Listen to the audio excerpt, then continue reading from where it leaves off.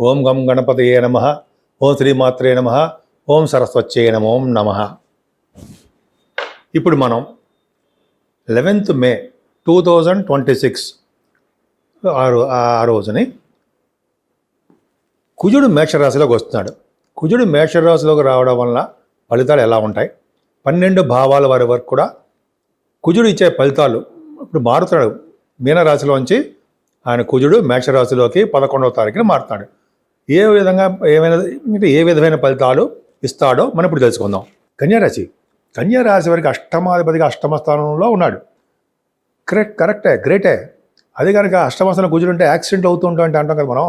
అనారోగ్య సమస్యలు, యాక్సిడెంట్లు, చిన్న చిన్న ఇబ్బందులు అవి ఉంటాయి. కానీ ఆయన అష్టమాధిపతిగా అష్టమంలో ఉన్నాడు. ఉండి ద్వితీయాన్ని చూస్తున్నాడు.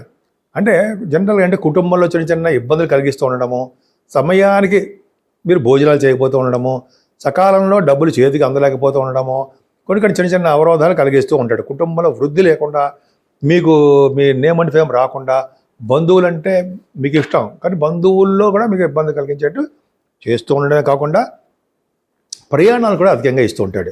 మీ తోబుట్టుని చూడడానికి, మీ కమ్యూనికేషన్ స్కిల్స్ని పెంచుకోవడానికి, మీ కమ్యూనికేషన్ స్కిల్స్ అప్డేట్ చేసుకుంటూ ఉంటారు. తెలివితేటలు ఎక్కువగా పెరుగుతూ ఉంటాయి. చాలా గ్రేట్ కదండి. మీకు ధైర్యంగా ఉంటుంటారు. ప్రతి పనులను ముందంజలో ఉంటారు. కొత్త కొత్త తెలివితేటల ఐడియాస్ వస్తూ ఉంటాయి. వాటిని కార్యరూపం దాలుస్తుంటారు. వే ఆఫ్ లివింగ్ స్టైల్ అద్భుతంగా ఉంటూ ఉంటుంది. కానీ కుజుడు మీకు పాపి కాబట్టి అష్టమాధిపతిగా అష్టమస్థానం ఉన్నాడు కాబట్టి మిమ్మల్ని సరళ యోగాన్ని ఇస్తాడు. సరళ యోగంలో చక్కటి ఆరోగ్యము, సంపూర్ణ ఆరోగ్యము, సడన్ గెయిన్స్, విదేశాల నుంచి ధనప్రాప్తి, లా రిలేటెడ్ సంబంధించిన వాటిలో గెలవడము, ఇవన్నీ మీకు ఉన్నాయండి. భయపడాల్సిన అవసరం లేదు. కాకపోతే అంటే అష్టమాధిపతిగా మీకు పాపి కాబట్టి సుబ్రహ్మణ్య స్వామి పూజలు చేసుకోవడం వలన పూజలు చేసుకోవడం వలన మీకు అన్ని రంగాలను ముందంజలో ఉంటారు. నా పేరు వాడ్రేవు ఆదినారాయణరావు, డాక్టర్ వాడ్రేవు ఆదినారాయణరావు అండి.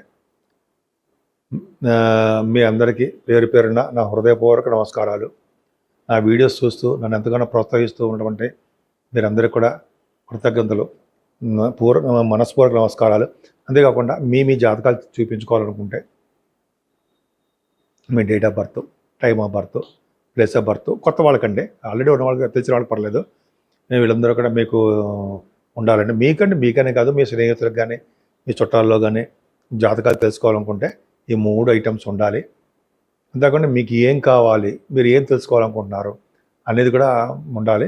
మీరు కింద స్క్రోల్ నంబర్కి మీరు ఫోన్ చేయొచ్చండి. 7075389589. నేను షూటింగ్స్లో ఉన్నాను అనుకోండి, షూట్స్లో ఉన్నప్పుడు లిఫ్ట్ చేయలేకపోవచ్చు. మీరు వాట్సాప్లో మెసేజ్లు పెట్టండి. నేనే మీకు తప్పకుండా కలుస్తాను. పరిష్కార మార్గాలు చెప్తాను కూడా. మీ జాతకం మొత్తం కూడా చెప్తాను. అంటే మీకు ఎటువంటి ప్రాబ్లమ్స్ ఉన్నా ఆ ప్రాబ్లమ్స్ నుంచి మనం చేయొచ్చు. ఉదాహరణకు ఉద్యోగం కానీ, లేకపోతే వ్యాపారాల్లో కానీ, లేకపోతే వివాహంలో కానీ చిన్న చిన్న ఆటంకాలు ఎదురవుతుంటే, చాలా సంతానం ఆటంకాలు ఎదురవుతాయి కాబట్టి వాటిని మనం రెమెడీ చేసి చెప్పచ్చు. అంతేకాకుండా నేను ఈ వాస్తు సంబంధించిన విషయాల్లో కూడా ఉన్నానండి. మీకు ఎటువంటి డౌట్స్ ఉన్నా, మీకు ఏదైనా పరిష్కార మార్గాలు కానీ తెలుసుకోవాలనుకున్నా కూడా వాస్తు రీత్యా కూడా నేను తప్పకుండా చెప్తాను. మీకు ఏమైనా అవకాశం ఉంటే మీరు ఫోన్ చేయొచ్చు, నేను చెప్తాను. ఇప్పుడు మనం 12 రాశుల వారికి కుజుడు వలన మనం పరిష్కార మార్గాలు ఏం చేసుకోవాలి, మన లిమిట్స్లో ఉన్నవే చేస్తే మొత్తం అంత పరిష్కారం అయిపోతుందని కాదండి. మనం కర్మ ప్రకారము మనం అనుభవించాల్సిందే. కర్మ అంటే ఎవరైనా సరే కర్మను దాటలేరు. సరే, మన పని నుంచి మనం దాటలేకపోయినా స్వామివారిని పూజించుకోవడం వలన మనకి కష్టాలు కలగకుండా ఆ కర్మ నుంచి ఎలా బయటపడేయాలనేది స్వామివారు చూస్తారు. సో ఇప్పుడు మనం ఈ 12 రాశుల వారు కూడా సుబ్రహ్మణ్యేశ్వర స్వామి వారి గురించి చెప్పుకుంటాం కాబట్టి 12 రాశుల వారు చూడండి. మేషరాశి ఉంది. మేషరాశి వారికి అద్భుతం. కొన్ని రాశులు ఉన్నాయి. ఆ రాశి వారికి అష్టమంలో ఉంటాడు, కొంతమందికి ఏమో చతుర్థ భావంలోనూ, కొంతమందికి ఏమో 12వ భావంలో ఈ ప్రాబ్లమ్స్ ఉంటాయి. కాబట్టి సుబ్రహ్మణ్యేశ్వర స్వామి వారిని నిరంతరం పూజించాలండి.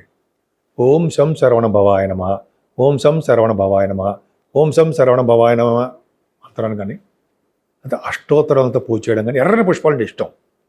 ఎర్రని గులాబీ పువ్వులు కానీ, మందార పువ్వులు కానీ స్వామివారికి అష్టోత్తరం చేయడం వలన వల్లి దేవసేన సహిత సుబ్రహ్మణ్యేశ్వర స్వామి అంటే ఇద్దరు భార్యల్ని సుబ్రహ్మణ్యేశ్వర స్వామి వారిని కలిసి పూజించాలి. సుబ్రహ్మణ్య స్వామి వారికి కళ్యాణం అంటే బాగా ఇష్టం. కళ్యాణాలు సపోజ్ మన ఊళ్ళో ఎక్కడున్నా సుబ్రహ్మణ్య స్వామి వారి కళ్యాణాలు చేయించుకోవడము. శ్రీశైలంలో కూడా భ్రమరామ అమ్మవారి యొక్క దేవాలయాల్లో శివుడికి పార్వతికి ఎలా చేస్తారు కళ్యాణాలు, సుబ్రహ్మణ్యేశ్వర స్వామి వారికి కూడా పూజలు కళ్యాణాలు కూడా చేస్తారు. అది చాలా పవర్ఫుల్.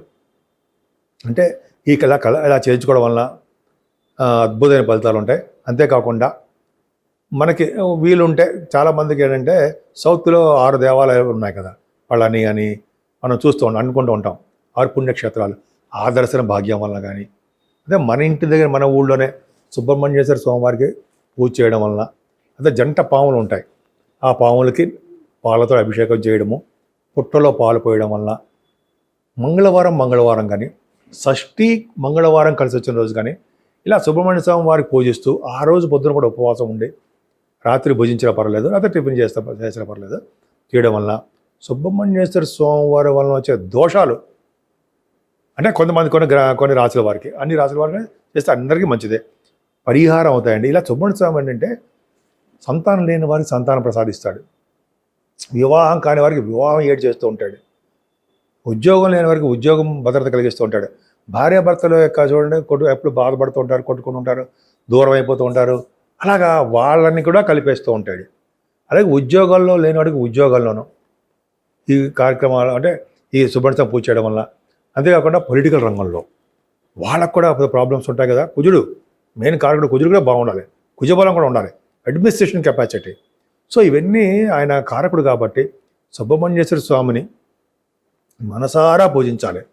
నామగా కాకుండా పూజించడం వల్ల ఎప్పుడూ కూడా మన ఇంట్లోనే సుబ్రహ్మణ్య స్వామిని పూజించడము, మనకి ఇవన్నీ కుదరకపోయినా ఓం శం శరవణ భవాయ నమః, ఓం శం శరవణ భవాయ నమః, ఓం శం శరవణ భవాయ నమః అంటూ పూజలు చేయడం వల్ల కూడా మనం చాలా బాగా చేయొచ్చండి. ఫలితాలు కూడా బాగుంటాయి. ఎందుకంటే 12 రాశుల వాళ్ళు కూడా కుజుడి యొక్క ప్రభావం క్లచెస్లో ఉండిపోకూడదు. ఆయన చాలా మేషరాశిలో మంచి ఫలితాలు ఇస్తాడు, కొంతమంది చెడు ఫలితాలు ఇస్తుంటాడు. కాబట్టి మనకి సక్సెస్ అవ్వాలంటే సుబ్రహ్మణ్యేశ్వర స్వామి ఆరాధన ఎప్పుడూ కూడా శ్రేష్టమే.